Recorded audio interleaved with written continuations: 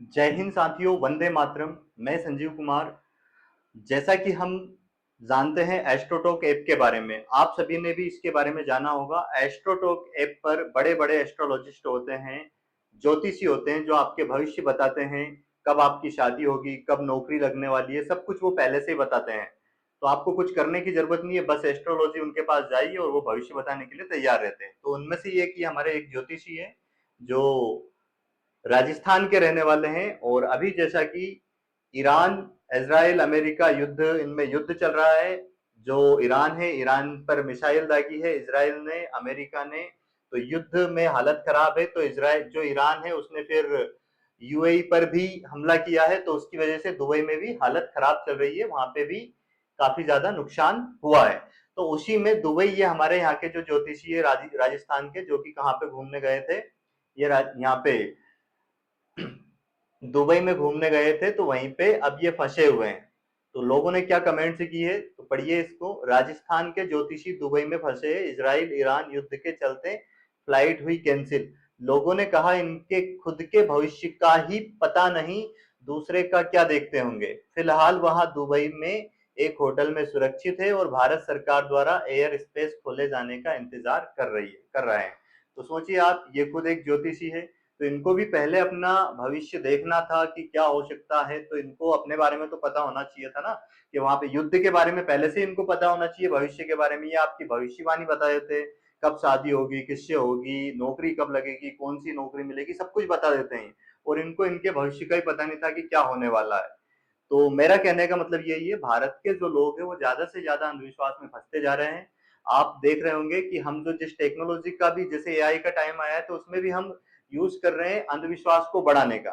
अंधविश्वास को ज्यादा से ज्यादा बढ़ाया जा रहा होगा। हर दिन आपको, आए दिन आपको यूट्यूब पे, हमारे जितने भी सोशल मीडिया प्लेटफॉर्म है, उन पे आपको नए नए बाबा लॉन्च होते दिख रहे होंगे, जो कि साइंस का उपयोग करके, साइंस का ही उपयोग करते हैं। वो एक कंडे में आग लगा देते हैं, तो उसमें केमिस्ट्री का, रसायन का प्रयोग करते हैं, ये फिजिक्स का प्रयोग करके आपको चमत्कार दिखाते हैं। जबकि चमत्कार जैसा कुछ होता नहीं है, प्रकृति के सारे नियम होते हैं। आप फिजिक्स, केमिस्ट्री, बायो पढ़ते हैं तरीके से, अगर 10th लेवल तक का आप पढ़ते हैं, तो ये सारी चीजें आपको चमत्कार नहीं लगती है, वो खुद आप भी उसका प्रयोग कर सकते हैं।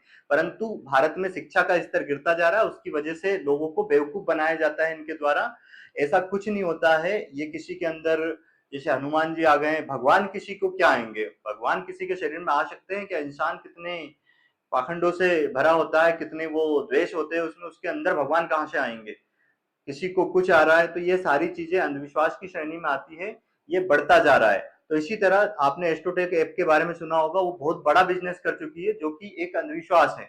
आपको उस पर भरोसा नहीं करना चाहिए कि आप अपना भविष्य उस पर दिखा रहे हैं कि नौकरी कब लगेगी, कब शादी होगी। आपको अपनी मेहनत पे भरोसा करना है, ईमानदारी से आपको पढ़ाई करना है, और साइंटिफिक दृष्टिकोण रखने की जरूरत है। अगर हम साइंटिफिक दृष्टिकोण रखेंगे तो ही आगे बढ़ेंगे। विश्व गुरु का जो भारत सपना देख रहा है, उसके लिए हमें एजुकेशन पे ज्यादा से ज्यादा फोकस करने की जरूरत है। आए दिन नहीं तो नए बाबा लॉन्च हो रहे हैं। और भारत की टेक्नोलॉजी तो अब आप देख ही सकते हो। अगर हम पूरे के पूरे डिपेंड है किस पे? अमेरिका पे डिपेंड है।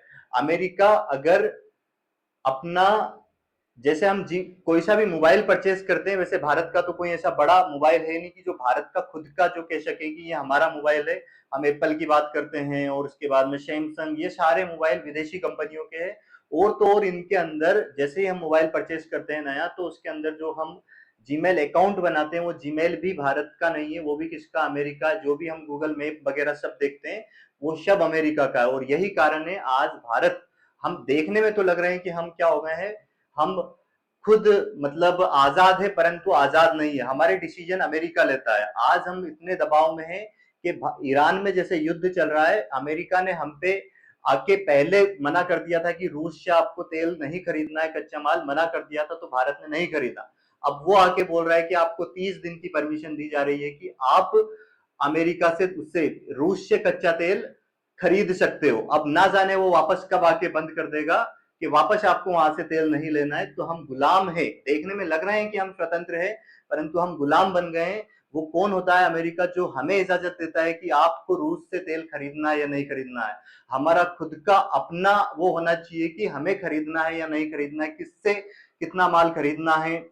ये हमारी स्वतंत्रता होती है, ये हमारा स्वाभिमान होता है। आज हम हमारा स्वाभिमान बेच चुके हैं, तो हमें एक साइंटिफिक दृष्टिकोण की जरूरत है, भारत को एजुकेट बनाने की जरूरत है, भारत के हर एक लोगों तक एक तरीके की शिक्षा जो हायर लेवल की एजुकेशन है वो ग्रामीण क्षेत्र में भी पहुंचाने की जरूरत है।